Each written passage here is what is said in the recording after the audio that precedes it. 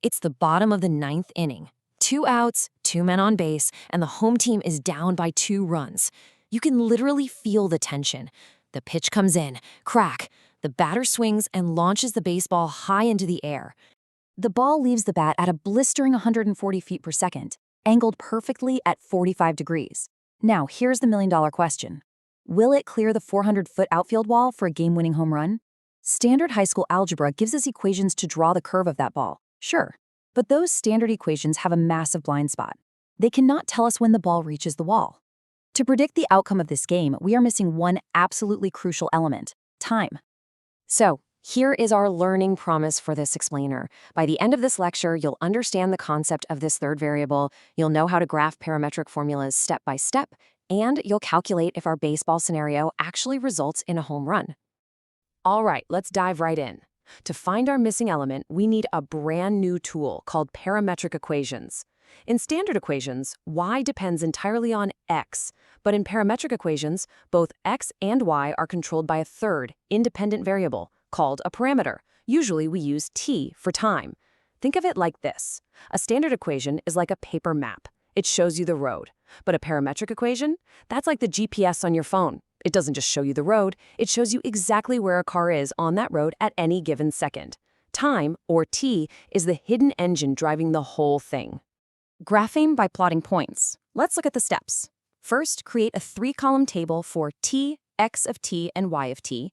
Second, evaluate x and y for different values of t. And third, plot the resulting x, y pairs. Simple enough, right? Let's make this super concrete with a quick example. Check out these two equations. X equals t squared plus 1, and y equals 2 plus t. We're going to set up our time intervals starting from -2 seconds and step forward to +2 seconds. When t is -2, we just plug it in. X becomes 5, and y becomes 0. So our starting coordinate is 5, 0. As time ticks forward to 0, our coordinates shift to 1, 2. And by the time we hit 2 seconds, we're at 5, 4. If you plot these points out, you'll see they trace a really nice parabola opening sideways to the right. But wait a second, look closely at those coordinates. At x equals 5, we have 2 different y values, right? Y equals 0 and y equals 4. If we graphed this, we'd have 2 points stacked right on top of each other. Think back to your foundational math rules. Why doesn't this represent a function? You hit the nail on the head. It totally fails the vertical line test. In traditional algebra, that's a massive red flag.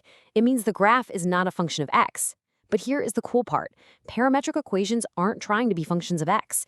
They are perfectly mapping a moving object's literal path over time.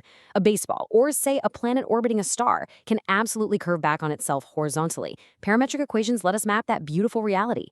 To really see how flexible these equations are, look at this comparison. On one side, we have a parametric form, x equals 5 cosine t, and y equals 2 sine t. On the other side, a rectangular form, x squared over 25 plus y squared over 4 equals 1. Now, believe it or not, these two wildly different sets of math are speaking the exact same language.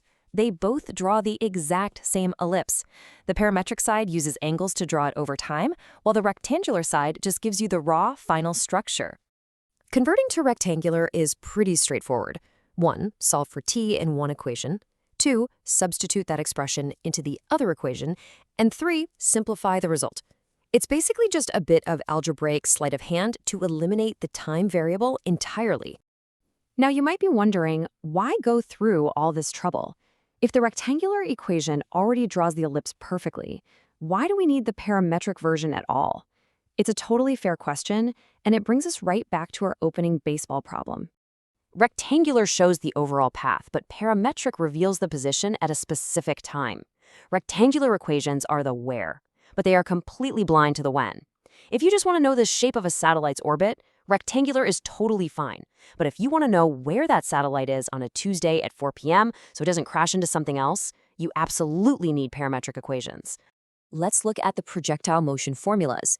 We have x equals v sub 0 cosine theta times t, and y equals -1/2 gt squared plus v sub 0 sine theta times t plus h. These are your gold standard for tracking any object flying through the air. Let's gather our evidence for the baseball scenario. Initial velocity, or v sub 0, is 140 feet per second. The angle, theta, is 45 degrees. The contact height, h, is 3 feet, and gravity, g, is 32 feet per second squared. So how do we use this? We simply plug those exact numbers into our master formulas. For the horizontal direction, our equation becomes x equals 140 times the cosine of 45 degrees times t. For our vertical equation, well, half of our gravity constant 32 is 16. So we get y equals negative 16t squared plus 140 times the sine of 45 degrees times t, plus our starting height of 3. These two finalized equations hold the ultimate fate of our baseball game. Let's do a quick check. Using these formulas, exactly where's the ball after 2 seconds? Just a mental freeze frame. Try plugging the number 2 in for t in both equations. What do you get? At t equals 2 seconds, the ball is 198 feet away and 137 feet in the air. When you crunch the numbers, x is roughly 198 and y is exactly 137. So 2 seconds after the crack of the bat, it's traveled 198 feet toward the outfield and it's soaring 137 feet high. This perfectly shows how easily these equations can isolate a specific moment in time. Solving for the home run. Step 1. Set x equals 400, since that's the distance to the outfield wall. Step 2. Solve that equation for t. Step 3. Plug that exact t into the y equation. We don't care about 2 seconds. We care about when it reaches that 400-foot wall. Let's do the math. 400 equals 140 times the cosine of 45 degrees times t. When we isolate t, we get t equals 4.04 seconds. The ball reaches the distance of the outfield wall exactly 4.04 seconds after it's hit. Okay, the tension is peaking right here. Is it high enough to clear the 10-foot fence? We plug 4.04 seconds into our vertical y equation. Negative 16 times 4.04 squared plus 140 sine 45 degrees times 4.04 plus 3. The result, y equals 141.8 feet. The wall is only 10 feet high, guys, and the ball is over 141 feet in the air as it sails past the 400-foot mark. It is a massive, absolute, no doubt, game-winning home run. To wrap up, here's our lecture summary. Parametric equations use a third variable, t. They map an object's precise path over time. You can convert them to rectangular form by solving for t. And they are essential for modeling real-world physics like projectile motion. We tracked a baseball dealing with gravity, but what if a massive wind was pushing it sideways too? Think about it. What if our baseball was hit during a massive storm, and a 30-mile-per-hour wind was pushing it forcefully to the left or right while it was in the air? How do we handle multiple directional forces acting at once? Well, that exact question leads us perfectly into our next explainer on vectors. So definitely stick around for that. Thanks for learning with me.